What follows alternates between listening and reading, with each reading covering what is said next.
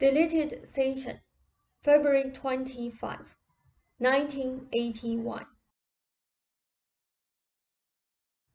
Now, for our friend, he has indeed of late made a decision to let go of a good deal of his bodily armor.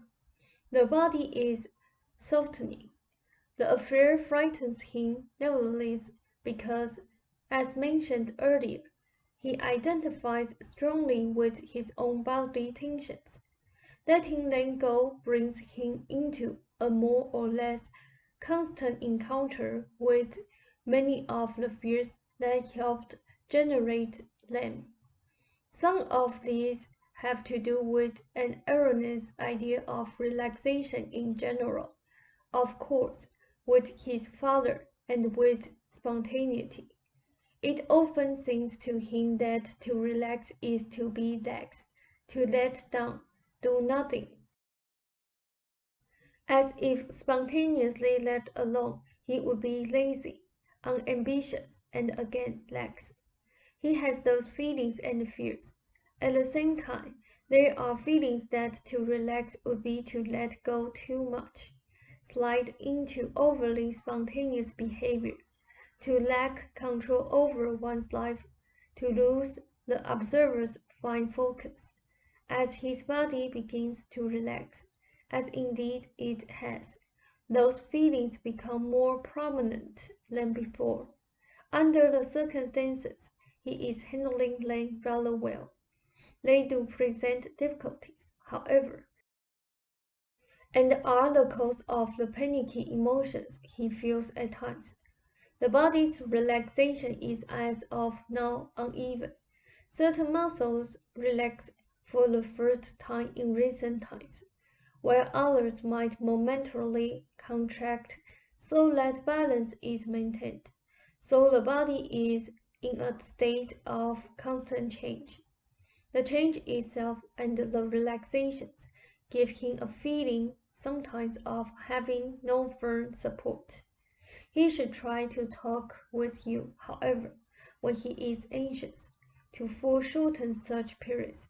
The fears do indeed prolong this particular period.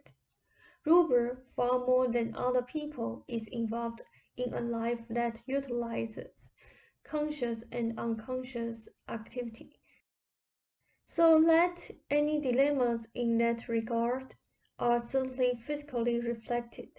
Anything that I may say in a station is relatively agreeable to him, though its publication in book for many at times cause difficulty, as he wonders how the material will be interpreted by others. Taking some kind of writing or sketchbook or whatever into the bedroom will help, so that he can do some creative work there if he wants to. The same applies to the couch. As far as physical therapy is concerned, if you gave hot water packs, plain towels, or Frank's gadget, either one, the same or even half the attention you gave the cold water baths, this would not be of excellent immediate benefit. There are reasons why the body might at one time respond to the cold than the hot water. The idea that it is indeed safe to relax is important, coupled with the realization that all creativity is basically effortless, and that this applies to the body's motion also. When he is effortlessly creating a poem, he is not worried that he is relaxing too much, or going too far, or giving up control.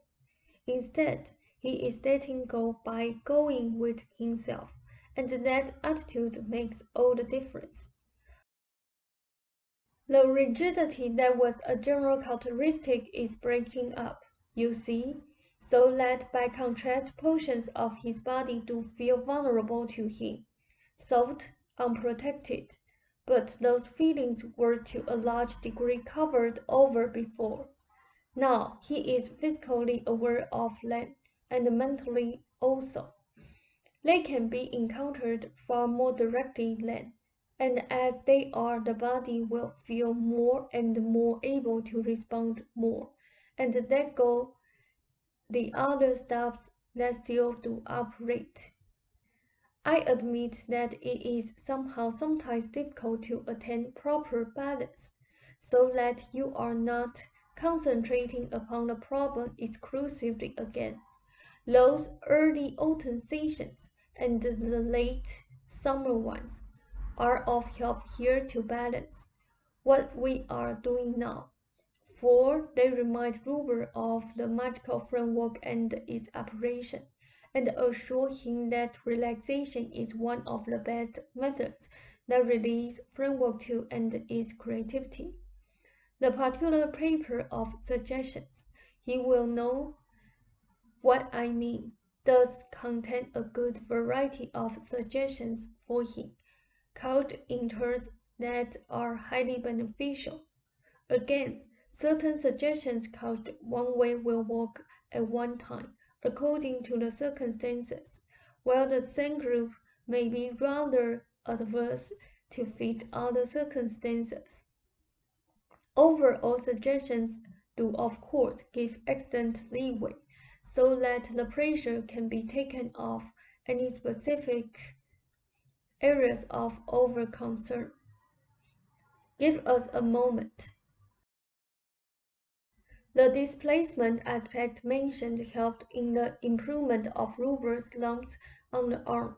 For example, when he had simply momentarily forgotten about them in other concerns about his condition. It is very important that framework to be remembered. Let overall suggestions be creative while open, rather say than, at this time, too close-ended. Talking with you is highly important now. Many of the feelings that the rigidity hid, you see, now come into consciousness. An excellent situation because they can be and are being encountered. The entire arena of public endeavor brings up questions about the differences between spontaneous and controlled behavior, of course, an issue we will go into another time, but thoroughly. I am trying to give information that will be of practical benefit immediately, since Ruber was so concerned. There are a few other suggestions that he knows of on a pad that are also good now.